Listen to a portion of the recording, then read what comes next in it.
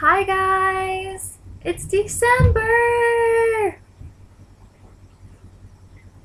Normally I'm not really excited about winter because it gets really cold and I'm not a big fan of the cold, but I'm really excited about December because Christmas and where I'm going on Christmas, namely home. I'm so excited! I'm going home for Christmas.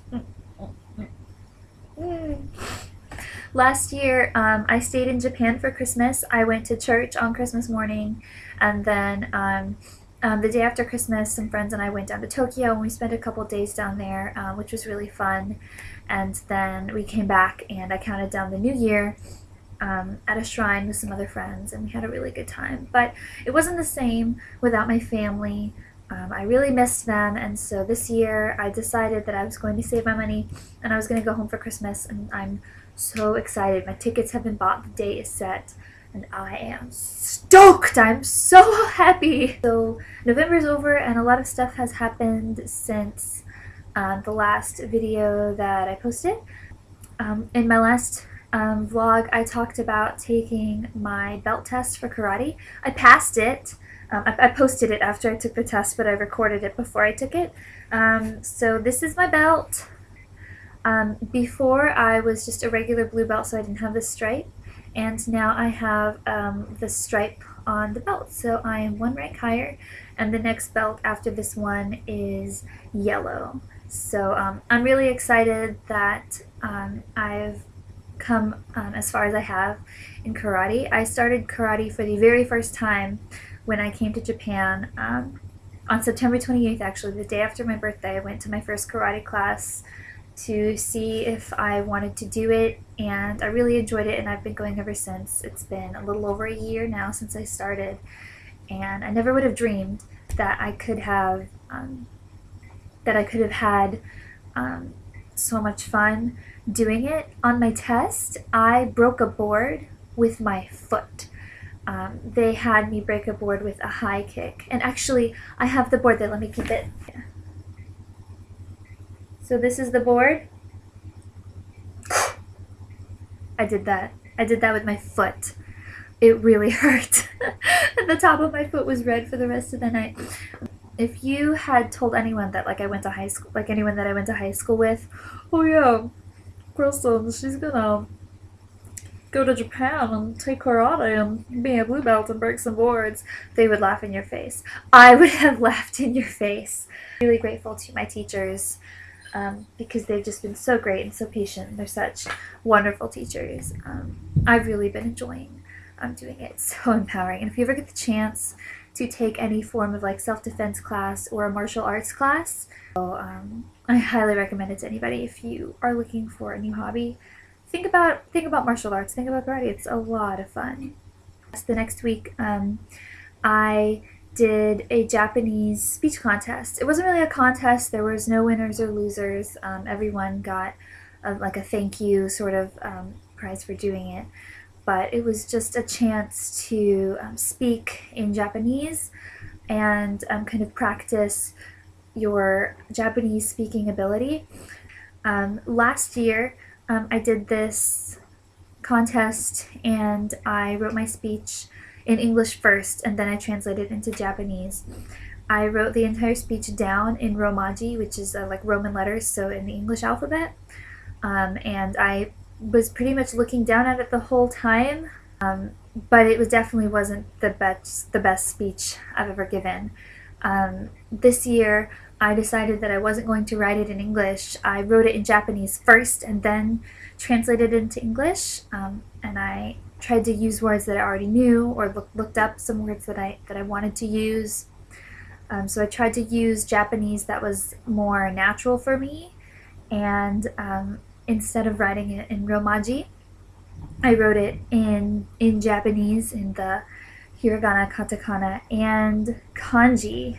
I have been trying to study kanji and get better at it, so I wrote my speech in kanji, and it was definitely a learning experience for me. I'll show you my speech. Okay. So last year I wrote the entire speech in Romaji, and this year I wrote it in, you can see that it's all in Japanese. These are my notes. This isn't the final version.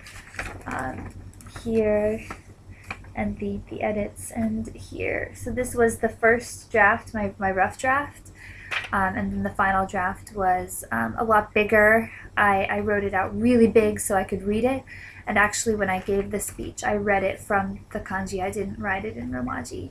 I was really nervous about messing up noru and noboru, so ride and climb, and I did mess it up. I said I climbed a taxi instead of rode a taxi. But it was definitely a learning experience. I met a lot of new people when I did it, and I'm glad I did it. A friend of mine did record my speech, but when I went back and looked at the recording, part of it was kind of garbled, and you can't really hear it, so I'm not going to post my full speech. I will put the text of my speech in the information bar down below if you want to know what I talked about. I'll put it in Japanese and English. I basically talked about my experience climbing Mount Fuji and the things that I thought about when I climbed the mountain. I didn't make it all the way to the top. I had to stop at the 8th station. And here is the branding from the 8th station at 3,100 feet. And I'm proud of myself for even getting that far up a mountain, because 3,100 feet is still really high up, first of all.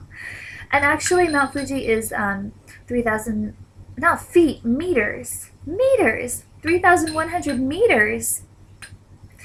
3,100 meters is still a really high way up, and Mount Fuji is 3,776 meters tall. I was only about 600 meters from the top, and I talked about the things I thought about when I was on the mountain watching the sunrise from the 8th station. I had a really good experience on Mount Fuji, and I'm really glad that I did it. After the speech contest came Thanksgiving. Now in Japan, they don't have Thanksgiving, and a lot of Japanese people have never actually heard of Thanksgiving because it's a very American holiday. Canada has Thanksgiving, but it's in October and it's not really big. Not a lot of Canadians celebrate it. After Halloween, Japan started putting up Christmas decorations, and I was like, no! Thanksgiving hasn't happened yet. A really cool coincidence is that in Japan, even though they don't have Thanksgiving, they do have Labor Day. And Japanese Labor Day actually falls on Thanksgiving week.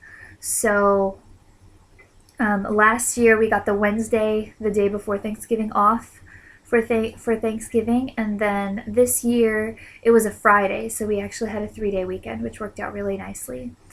I went to stay with some friends out of town, about 30 minutes away. I took the train to where they live, and a very wonderful friend of mine let me sleep on her floor. And we just had a really great weekend doing Thanksgiving dinner. So Thanksgiving, we had 3 turkeys and like, I don't even know how many pies we had. There were pecan, blueberry, cherry, pumpkin, apple. So 5 kinds of pie, but then there were like multiples of each pie. I think we had to have at least 10 pies. I'm pretty sure there were at least 10. But you can never have enough pie, and they were all really good. So no regrets. It was super awesome. We ate a lot. We ate maybe too much. That's a lie. You can never eat too much on Thanksgiving. We ate a lot. It was really fun. We went around the table and talked about what we were thankful for, and I cried. But it was really nice, and I had a good weekend with my friends.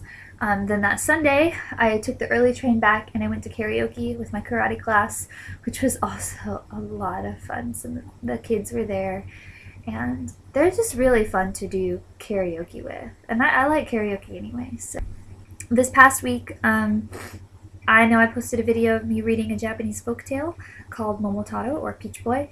Earlier this week, I read that in the library of my smaller school, and a student, actually not the librarian, read it in Japanese. We took turns, and a lot of students came. It was a really big success. They really enjoyed it.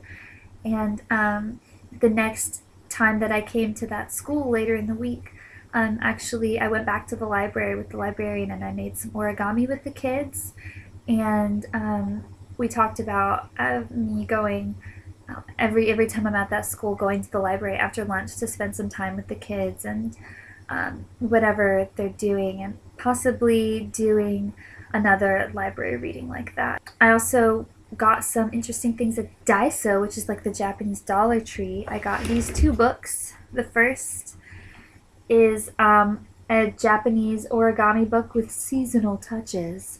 And it has origami for a bunch of Japanese holidays, and then it even has some for Christmas. So I made an origami Christmas tree from this book, and this is my Christmas decoration. That's it. That's all the decoration I have for Christmas. That's a lie. Okay, that's not the only decoration I have for Christmas. It's the only decoration that I made, or made an effort to put up this year, because I already had Christmas decorations put up. Last year, the children's Sunday school classes for my church at home kind of made me their missionary project for Christmas, and they sent me a bunch of handmade Christmas decorations and like coloring book pages and a paper hand wreath, and like some snowmen.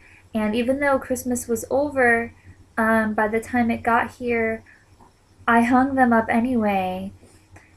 And I've been looking at Christmas decorations since summer.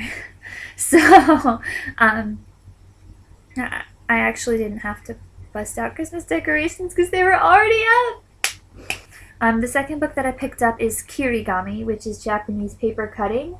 And I've made a couple of these already. It's actually kind of addictive. I really love crafts, and so trying out the kirigami has been a lot of fun. Look what I made. Cranes, a flower, a vase, an owl, a more decorative vase, a little Dharma, Mount Fuji. Basically what they do is they have lines on the back of these papers, and you cut the paper out and then you fold it on the lines that they give you, and then you cut off the gray areas using scissors or a box cutter or like an X-Acto knife. And another great thing about these books is that they're bilingual, so there's been no guesswork because they're in Japanese and English. So if you're in Japan and you want to do some seasonal origami or kirigami, there were 4 books, but they only had 2. There were spaces for 4, but they only had 2, and I got book number 2 and book number 4. I think 2 are kirigami and 2 are origami, but you can find them at the Daiso. They are the Hobbies for the Adults series. They look like this. This week is going to be a lot of fun. I'm going to be really busy. I've got a lot of classes back to back next week, but I have some fun lessons planned. They're kind of Christmas themed. I have some antlers that I would show you, except I left them at school. But I have some antlers that I've been wearing, and we're going to make Christmas cards and listen to Christmas music. And later this week, a celebrity comedian who graduated from the junior high that I teach at, I can't remember her name, but she is coming to our school on Friday to talk to the kids or perform for the kids. I'm not exactly sure what's going down, but I know that she's coming, and she's kind of a big deal. So I'm super duper excited about everything that December brings, especially because in less than 3 weeks, count them, 3 weeks, I am going home for Christmas, and I am so excited. Yes! Yes! Christmas! Yes! I'm really excited. Happy holidays, everybody. I hope you had a really great Thanksgiving and that you are enjoying the beginning of December. If